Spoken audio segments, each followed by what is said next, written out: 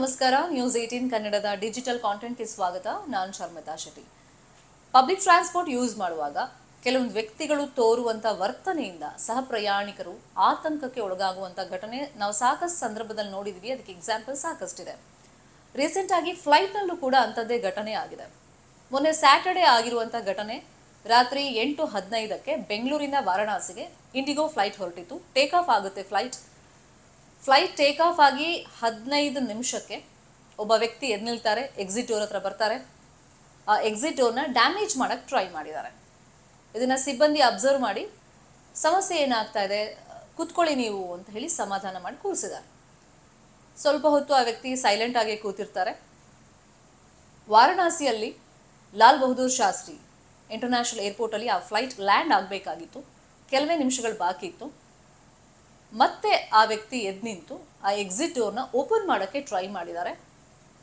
So ಅಲ್ಲಿದ್ದಂಥ ಸಿಬ್ಬಂದಿ ಮತ್ತೆ ಸಹ ಪ್ರಯಾಣಿಕರಲ್ಲಿ ಆ ಟೈಮ್ನಲ್ಲಿ ಆತಂಕ ಸೃಷ್ಟಿಯಾಗಿರುತ್ತೆ. ಅಂದರೆ ಫ್ಲೈಟ್ ಟೇಕ್ ಆಫ್ ಆದಾಗಲೂ ಇದೇ ಥರ ಆ ವ್ಯಕ್ತಿ ಮಾಡಿದ್ರು. ಆಗಲೂ ಸಹ ಪ್ರಯಾಣಿಕರಲ್ಲಿ ಆತಂಕ ಸೃಷ್ಟಿಯಾಗಿತ್ತು. ಈ ವ್ಯಕ್ತಿ ಯಾಕೆ ಹಿಂಗೆ ಮಾಡ್ತಾ ಇದ್ದಾರೆ, ಅಕಸ್ಮಾತ್ ಅವ್ರೇನಾದರೂ ಎಕ್ಸಿಟ್ ಡೋರ್ ಡ್ಯಾಮೇಜ್ ಮಾಡಿದ್ರೆ ಅಥವಾ ಓಪನ್ ಮಾಡಿದ್ರೆ ಏನು ಮಾಡೋದು. ಸೊ ಇಂಥದ್ದೆಲ್ಲ ಒಂದು ಆತಂಕ ಸಹಜವಾಗಿ ಆ ಸಂದರ್ಭದಲ್ಲಿ ಇರುತ್ತೆ. ಲ್ಯಾಂಡಿಂಗ್ ಟೈಮ್ನಲ್ಲೂ ಆ ವ್ಯಕ್ತಿ ಹಂಗೆ ಮಾಡಿದ್ದು ನೋಡಿಬಿಟ್ಟು ಸಿಬ್ಬಂದಿ ಇಮಿಡಿಯೇಟ್ ಆಗಿ ಪೈಲಟ್ಗೆ ಅದನ್ನು ಇನ್ಫಾರ್ಮ್ ಮಾಡಿದ್ದಾರೆ. ಪೈಲಟ್ ತಕ್ಷಣಕ್ಕೆ ಅದನ್ನು ಲ್ಯಾಂಡ್ ಮಾಡಲಿಲ್ಲ. ಸುಮಾರು ಹೊತ್ತು ಅಲ್ಲಿ ಸುತ್ತುವರಿಸಿದ್ದಾರೆ ಫ್ಲೈಟ್ನ. ಆಮೇಲೆ ಲ್ಯಾಂಡಿಂಗ್ ಮಾಡಿದ್ದಾರೆ. ಸೊ ಈತನ ಹೆಸರು ಮೊಹಮ್ಮದ್ ಅದ್ನಾನ್ ಅಂತ, ಉತ್ತರ ಪ್ರದೇಶದ ನಿವಾಸಿ ಈತ. ಯಾಕೆ ಹಿಂಗೆ ಮಾಡ್ದ ಅಂಥೇಳಿ ಫ್ಲೈಟ್ ಲ್ಯಾಂಡ್ ಆದ ತಕ್ಷಣ ಅವನನ್ನು ವಿಮಾನಯಾನ ಸಂಸ್ಥೆ ಭದ್ರತಾ ಸಿಬ್ಬಂದಿಗೆ ಹ್ಯಾಂಡ್ ಓವರ್ ಮಾಡ್ತಾರೆ, ಇಂಡಿಗೋ ಫ್ಲೈಟ್ನ ಸಿಬ್ಬಂದಿ. ಸೊ ಸುಮಾರು ಹೊತ್ತು ವಿಚಾರಣೆ ನಡೆಸ್ತಾರೆ. ಆ ಸಂದರ್ಭದಲ್ಲಿ ಆತ ಹೇಳಿದ್ದು, ಆತ ಗೋವಾಗೆ ವೆಕೇಷನ್ಗೆ ಅಂತ ಹೋಗಿರ್ತಾನೆ.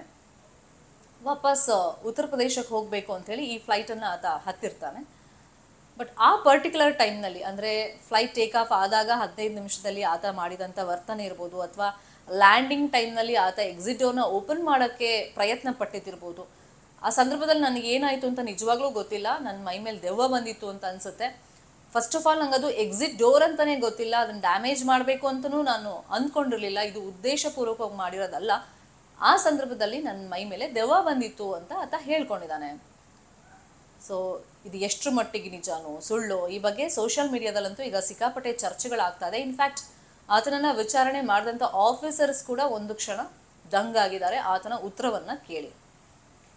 ಇನ್ನು ಲ್ಯಾಂಡ್ ಆಗೋ ಟೈಮ್ನಲ್ಲಿ ಮತ್ತೆ ಆತ ಎಕ್ಸಿಟ್ ಡೋರ್ ಓಪನ್ ಮಾಡೋಕ್ಕೆ ಟ್ರೈ ಮಾಡಿದ್ರಿಂದ ಸಹ ಪ್ರಯಾಣಿಕರಿಗೆ ಒಂದು ಆತಂಕ ಇತ್ತು. ಫೈನಲಿ ಆ ಫ್ಲೈಟ್ ಸೇಫ್ ಆಗಿ ಲ್ಯಾಂಡ್ ಆದಮೇಲೆ ಪೈಲಟ್ಗೆ ಸಹ ಪ್ರಯಾಣಿಕರು ಥ್ಯಾಂಕ್ಸನ್ನು ಹೇಳಿದ್ದಾರೆ. ಯಾಕಂದರೆ ಆತಂಕ ಇತ್ತು, ಲ್ಯಾಂಡ್ ಆಗುತ್ತಾ ಇಲ್ವಾ, ಈತ ಈ ರೀತಿ ಹುಚ್ಚಾಟವನ್ನು ಮಾಡ್ತಾ ಇದ್ದಾರೆ, ಒಂದು ವೇಳೆ ಓಪನ್ ಮಾಡಿಬಿಟ್ರೆ ಎಕ್ಸಿಟ್ ಡೋರ್ ಏನು ಮಾಡೋದು, ಹೀಗೆ ಹಲವಾರು ಗೊಂದಲಗಳು ಆ ಫ್ಲೈಟ್ ಲ್ಯಾಂಡ್ ಆಗುವಾಗ ಅವ್ರ ತಲೆಯಲ್ಲಿ ಇತ್ತು. ಬಟ್ ಪೈಲಟ್ ಸೇಫ್ ಆಗಿ ಲ್ಯಾಂಡ್ ಮಾಡಿದ್ದಕ್ಕೆ ಅವರಿಗೆ ಥ್ಯಾಂಕ್ಸನ್ನು ಹೇಳಿದ್ದಾರೆ. ಸೊ ಈ ಸ್ಟೋರಿ ಬಗ್ಗೆ ನಿಮ್ಗೆ ಏನು ಅನಿಸ್ತು ಅಂತೇಳಿ ಒಪಿನಿಯನ್ನ ಕಮೆಂಟ್ ಮುಖೇನ ತಿಳಿಸಿ. ಇನ್ನು ನ್ಯೂಸ್ 18 ಕನ್ನಡ ನಾವು ಎಲ್ಲ ಡಿಜಿಟಲ್ ಮೀಡಿಯಾ ಪ್ಲಾಟ್ಫಾರ್ಮ್ನಲ್ಲೂ ಲಭ್ಯವಿದ್ದೀವಿ. ನಮ್ಮನ್ನು ಫಾಲೋ ಮಾಡಿ, ಸಬ್ಸ್ಕ್ರೈಬ್ ಮಾಡಿ. Thank you so much.